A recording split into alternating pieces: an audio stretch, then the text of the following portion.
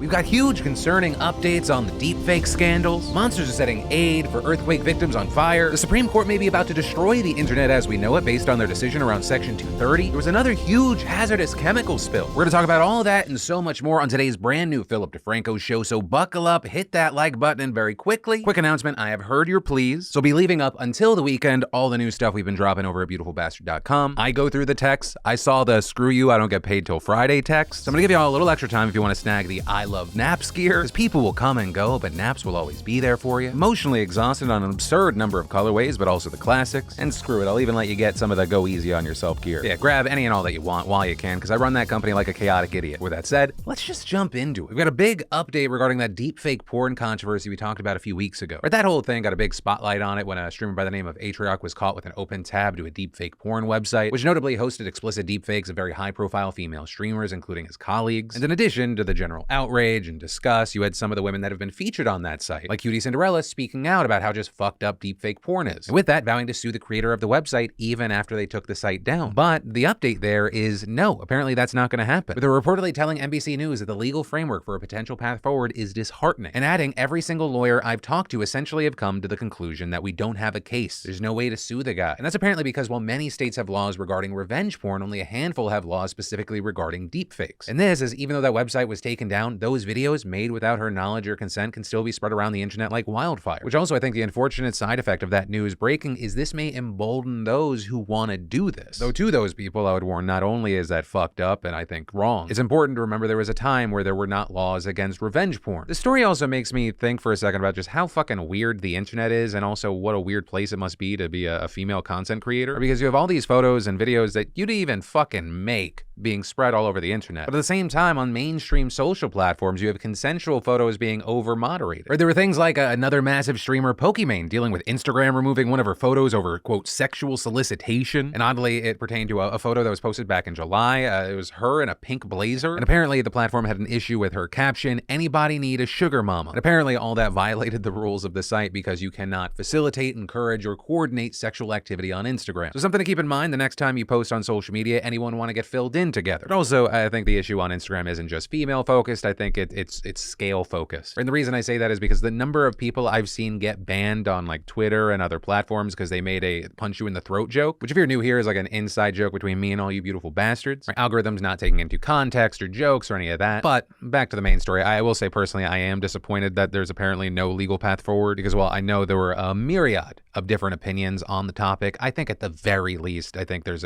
an argument and a case for harassment. And then we've got big Darman updates to talk about because we're seeing him double down on his fight against the allegations that have been levied against him and his studio. We talked about this last week. He's a massive creator. Some of his videos getting hundreds of millions of views. Videos that are normally about moral and inspirational lessons. But a number of his actors ended up actually protesting over what they said was inadequate pay, among other issues. Things like there was a toxic culture at the studio, and if you spoke out about it, you were fired. And then when they tried to address this and to have a meeting with Darman, they couldn't. Instead, only getting a meeting with the head of production and HR. And for his part, Darman says he pays his actors well and says that these allegations are false, saying that he has feedback forms and other means for actors to bring up problems. And we're starting to see more updates to this story, like with one of the actors, Dylan Harris. He posted a video claiming that Darman threatened him with legal action. If you want to keep threatening to sue me, guess what, dude? I really love playing chess. And then including screenshots of emails with the subject line confidential and privileged settlement communication, cease and desist regarding Darman. Though one of those screenshots did notably say that because Dylan had deleted a post in question, the team would no longer be pursuing action. And it's also worth noting that the TikTok we just showed about the cease and desist is no longer on Dylan's page. But that's also not where this story ends because Darman is continuing to defend himself and proclaim his innocence. First seeing things like this TikTok of what appears to be people for Darman Studios patting him on the shoulder to comfort him while the song We Are Family plays. And then more concretely, in an Instagram post yesterday, he said he is saddened for those affected by everything going on and for the various misleading stories that have spread, saying he and some of the original actors who have been with the studio since the start are working together to get through this. Also claiming that the actors who were protesting haven't worked with the studio in years and they only represent a small percentage of the thousands of actors that have been in Darman videos. And regarding that meeting that was mentioned, he said that the formal meeting request would start with production and AHR, not him, and claiming he was never told to or supposed to attend that meeting, and saying the actors were asked to put their concerns in writing, but instead they came to our studio to disrupt production, causing stress to crew members and actors, and claiming certain protesters even spread false information to hurt the studio, my family, and me. That's the reason why I have not met with these individuals. And again, saying the claims against unfair pay are misinformation, saying he recently came up with plans to improve the studio's booking system, boost communication, and give out more consistent hours and pay. But while all this is happening, the protesters have not stopped, even holding a press conference with ABC 7 News yesterday where they reiterated a lot of their issues. If you're going to profit off of these morals, you need to at least give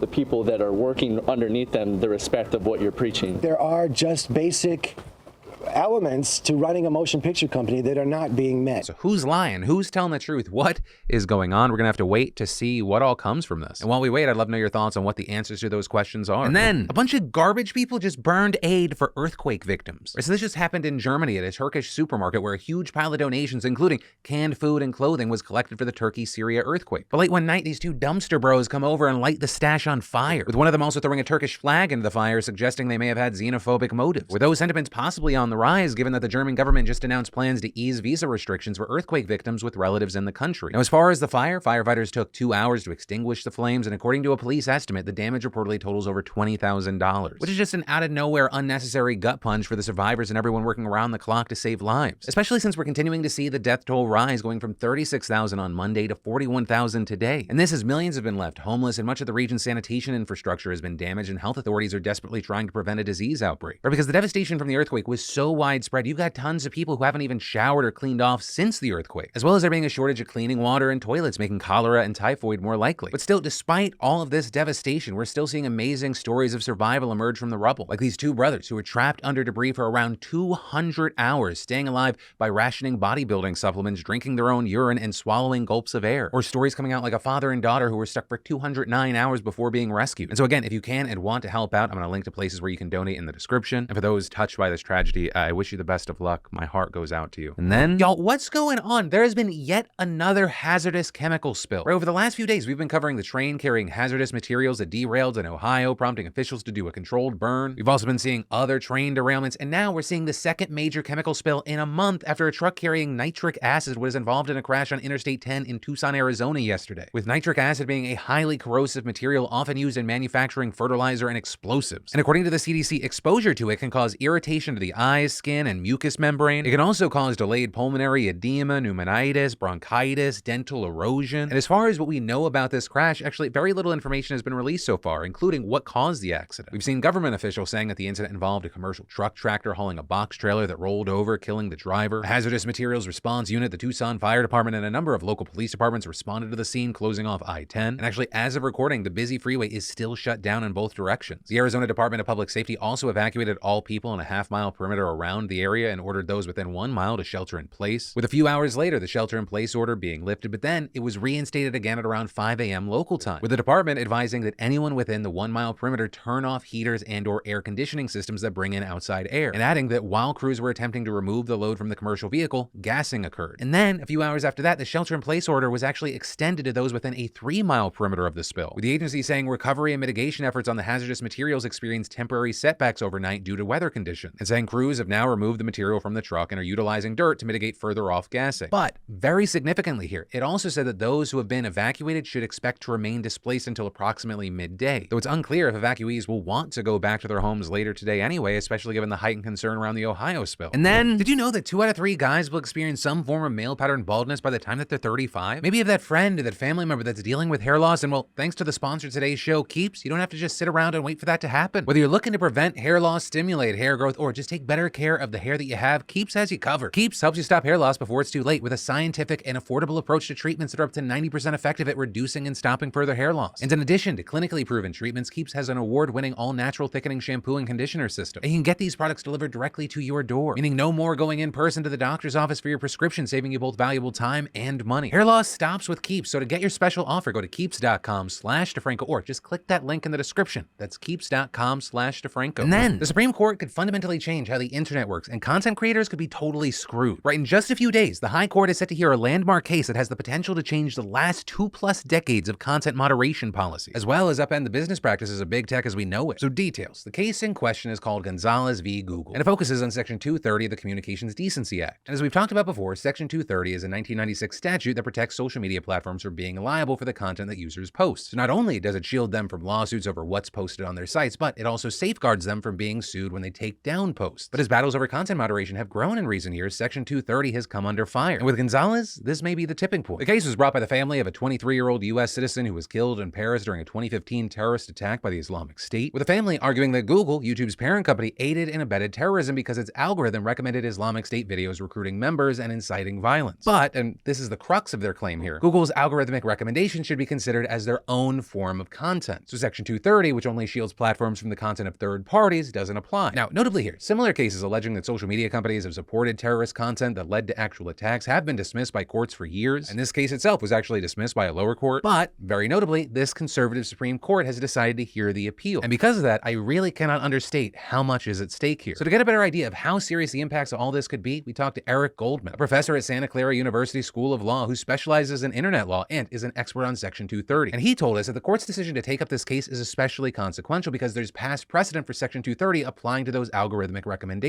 And that's the crux of Google's argument against this case. The main legal argument against the plaintiffs is that Section 230, by its own terms, made no distinction between algorithmic recommendations and other ways that services gather, organize, and promote third-party content. So it's just a pure statutory argument. You read the text, it doesn't say what the plaintiffs are saying.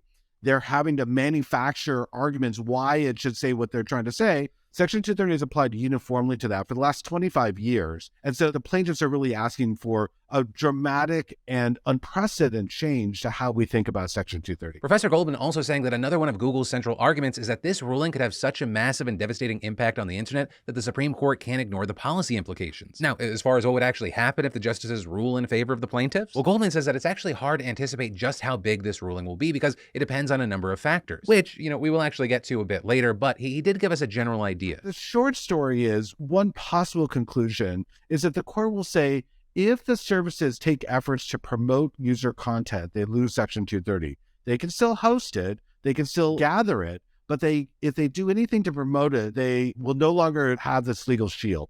And in a situation like that, then the internet starts to look a lot more like Google Drive or Dropbox, where people upload content, there's a hosting function, the services give them a URL, and then we all have to do our own work in order to get an audience for our content. That would just change the internet at its very core, how we think about the internet, and that would be a bad outcome. And if the court decides that algorithmic recommendations aren't covered by Section 230, social media platforms would be stuck in what Goldman calls the moderator's dilemma, where they're essentially forced to choose between all bad options. First, because they'd be liable for all content they recommend, they'd have to moderate everything with extreme precision and perfection. But that's essentially impossible for these companies, and if they actually tried to do this, it would likely result in them over-blocking and potentially censoring anything that anyone says is defamatory, because to not do so would risk lawsuit after lawsuit. The second option would be to go the complete opposite direction, provide no moderation at all. And if they end up getting sued, basically they would just argue willful blindness, right? If I never tried, I never failed. Well, that was an argument that lawyers told clients to make before Section 230 existed. It hasn't really been tested in court since. But if a judge did rule in favor of such a claim, it would basically give social media companies a blank check to allow offensive and violent speech to run wild. And then there's a third option. The third note is to say,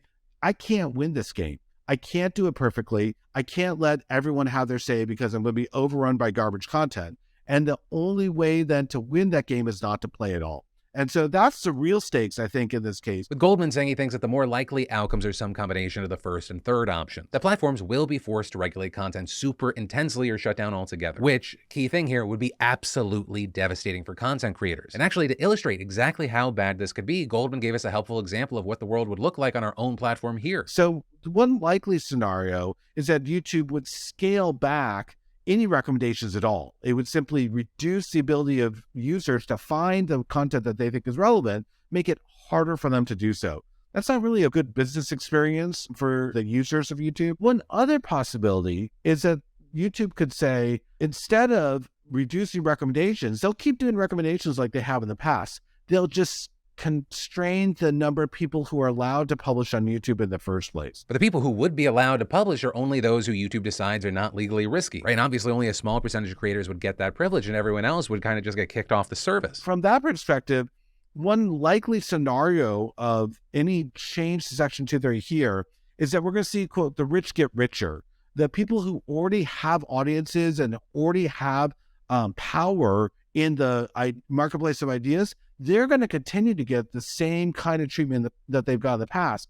It's everyone else, the small players, the people who could become big influencers in the future, but haven't gone that far yet. They may never get that chance because the doors will be closed to them. But also, with all this, let's be clear, this isn't just something that's going to apply to Google and YouTube. This would impact all social media companies that host third-party content and are currently protected by Section 230. And just in case you thought the story couldn't get worse, it does. While those are some scenarios that Goldman says are likely to come out of this whole ruling, Gonzalez isn't the only case where the Supreme Court could totally upend the internet. Literally one day after they hear Gonzalez, the justices are set to consider a very similar case called Twitter v. Tomna, with that focusing on whether platforms are liable for terrorist-related content posted by their users under federal anti-terrorism law. And very notably here, Goldman says that content monetization is at play in these cases, because lower courts have said that paying terrorists for content could violate the law. And if that's upheld, there's a possibility that companies like YouTube would have to stop monetizing content because they can't manage the risk, or at least very significantly pare down who gets monetization. And then actually even beyond those two cases, there are two others that the Supreme Court could take up regarding new laws in Florida and Texas. Laws that aim to ban social media companies from taking down certain political content or accounts, among other wide-ranging regulations. And just at the end of January, the justices asked the Biden administration to weigh in on the cases, effectively delaying a decision to take them up, at least for now. But it's widely believed that the court will have to consider these matters eventually, and even possibly in the next term beginning this October. And all four of these have the potential to completely change the internet. Just assume for a moment, this is like a package of bad ideas. So it's not just one bad idea. There's a lot going on there. In other words, for the internet to look like it does today, we have to win all four of those cases perfectly.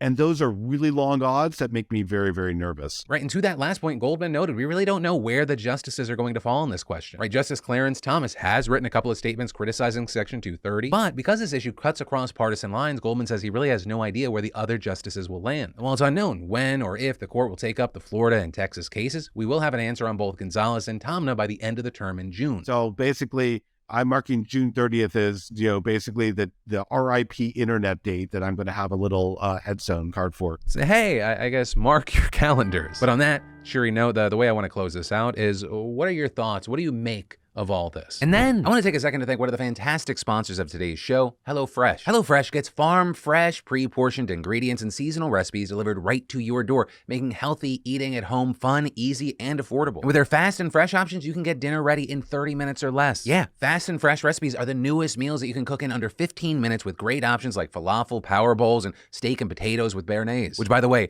béarnaise sauce on everything, please. That's right. You stand musicians, I stand condiments. And y'all, it's easy to customize select meals. You can swap out proteins and sides and upgrade to your favorites, including organic chicken and organic ground beef. And no matter your lifestyle or meal preferences, HelloFresh has recipes sure to please everyone at your table, even for the pickiest of eaters. And I know that because HelloFresh comes in clutch for me and my family. And I really don't want to undersell that point, because for me, it's so frustrating to make a meal and then a child not eat it. This has genuinely made it so much easier, especially because the pre-portioned ingredients save time and the recipes are consistently good. It makes putting a home-cooked meal on the table not only delicious, but I would say more importantly, easy. So make meals easier and better tasting by going to HelloFresh.com/Phil65 and use code Phil65 for 65% off plus free shipping. And then, this is a fun story because I gotta get on an airplane soon. There have been way too damn many close calls involving airplanes recently. In fact, there have been so many that the acting head of the Federal Aviation Administration just issued a rare safety call to action for the industry. Right, in a memo, acting FAA Administrator Billy Nolan said he would form a safety review team, convene a safety summit, and order a review of aviation safety data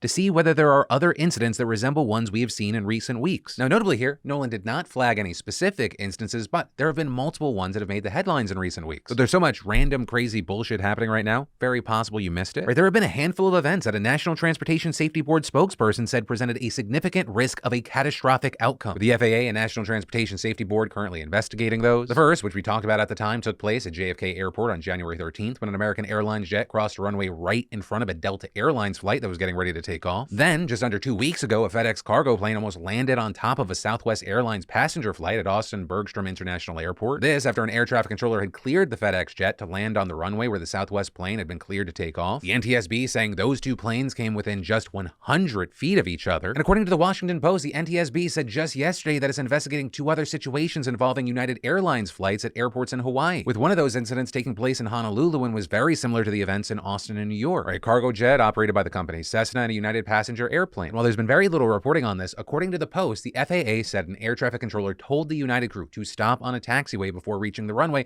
but the aircraft just crossed instead, with the Cessna stopping about 1,170 feet from the United jet. And then that other Hawaii United episode was totally different, with this one actually happening back in December, but there's only been extensive news coverage of it in the last 48 hours or so. And that was a United flight full of passengers taking off from the Maui airport, climbing for about a minute, and then just taking a sudden nosedive. Though luckily, not crashing, but coming just 775 feet above the Pacific Ocean. So I think it's a good thing that the FAA is taking action here. But also notably, this comes at a time where the FAA is facing growing scrutiny. Not only because of what we just talked about, but because of that insane incident last month when a key safety bulletin system went down, prompting the agency to ground all flights nationwide for the first time since 9/11. And regarding that, last week, representatives on the House Transportation Committee expressed their concern that the FAA had not responded quickly enough to safety and management issues that have existed for a while now. And to that point, timing's always important with these stories, Nolan just so happened to issue a safety memo one day before he was set to testify before the Senate Committee on Commerce, Science, and Transportation regarding the safety bulletin system outage. Though that hearing is taking place as we're recording today's show, so we're gonna have to wait to talk about that tomorrow at least. But unfortunately, whatever happens there, it's really unclear how they're going to make this situation better. And that's in part because there's a huge fundamental barrier here: the total lack of stable leadership. Right? Many federal lawmakers have argued that the biggest obstacle the FAA faces is the fact that it hasn't had a permanent leader since the last administrator stepped down back in March. And all these recent issues just underscore that. Now, President Biden has actually nominated Philip Washington, chief executive of Denver International Airport, to head the agency, but the Senate hasn't confirmed him because there are concerns about his qualifications. And so you take all of that, and it's why we're going to obviously keep our eyes on this story. And then churches and drugs. Let's talk about them. Because Vice recently published the article where they interviewed the founder of the Divine Assembly, a church based in Salt Lake City, Utah. And they are just one of the growing number of churches that worship psychedelics like mushrooms, peyote, and others. With the Divine Assembly not providing the drugs to their 5,000 members or telling people how they should host mushroom ceremonies, it goes through other spiritual experiences like meditation rooms, mushroom growing courses, and ice baths. Notably, the Divine Assembly's founder is both a former state legislator and an ex-Mormon, who has also acknowledged their strange set of circumstances, saying, "I think a lot of people look at what we do if they come out of organized religion and they say, this is bullshit. These people are just using the idea of religion to get around drug laws. And saying, I wish they could see inside my mind, inside my heart, and just see the changes that have happened and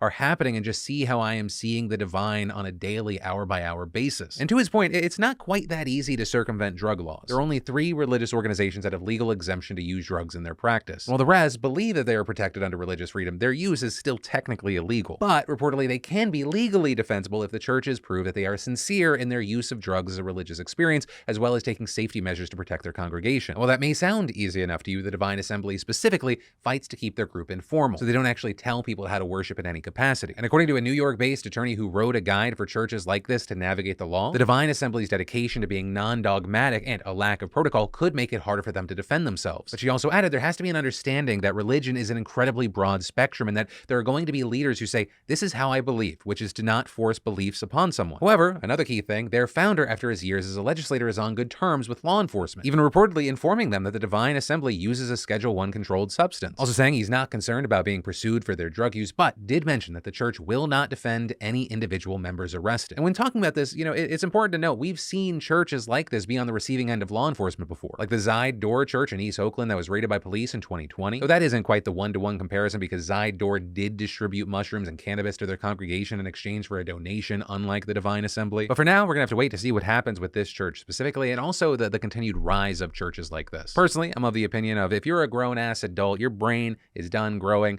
I think if you have medical supervision, you should be able to take mushrooms. And if that happens in, let's say, a church of some sort, cool. I'd rather a church use their tax-exempt status to help try to expand someone's mind, let them look into themselves, see how they're connected to other human beings, rather than, let's say, spend hundreds of millions of dollars lobbying to keep rights from people because they were born gay or something, or who hide and move predators in their flock. And then we've got another prime minister tapping out. Oh, technically, this is a first minister, but the sentiment's the same. Or just a few weeks ago, we talked about New Zealand's prime minister Jacinda Ardern resigning, saying she was burned out, didn't have enough in the tank to do the job, and most Americans were like, wait, what? You're just willingly letting go of a position of power? That's a thing? Well, now Scotland's first minister, Nicola Sturgeon, has just done the same thing. While she didn't specifically cite burnout as a reason for resigning, it's pretty clear she's exhausted. Sturgeon's been Scotland's longest serving first minister. She's also the first woman to ever hold the position. She's been in politics since '99, leading the charge for Scotland's independence from the UK, guiding the country through the COVID-19 pandemic as first minister. But today, announcing that she was stepping down, though she made sure to mention that her decision was not in response to the latest political pressure. This after recent controversy controversies regarding gender reform, instead saying that her reasons were rooted in her own personal struggle with whether she can continue to do the job well. To be clear, I'm not expecting violins here, but I am a human being as well as a politician. My point is this: giving absolutely everything of yourself to this job is the only way to do it. The country deserves nothing less. But in truth, that can only be done by anyone for so long. For me, it is now in danger of becoming too long. Though I do think it's important to note, and it is a key thing here, is that her approval ratings right now are reportedly the lowest they have been since she has taken office. But regardless, many political figures in Scotland as well as the UK have applauded Sturgeon in her historic service as First Minister. And so right now, as we move forward, there are a number of unknowns, starting with who the hell is going to replace her. However, Sturgeon said that she'll continue to serve until someone else is elected. Also, the push for Scotland's independence is hanging in limbo. People really don't seem to know what that looks like without Sturgeon's leadership. Though there, she did mention that she doesn't intend to fully leave politics and will still fight for the cause, saying that the support for Scottish independence needs to be solidified and grow. And that is where today's show ends. Thank you so much for being a part of my daily dives into the news for you. My name's Philip DeFranco. You've just been filled in. I love yo faces, and I'll see you tomorrow.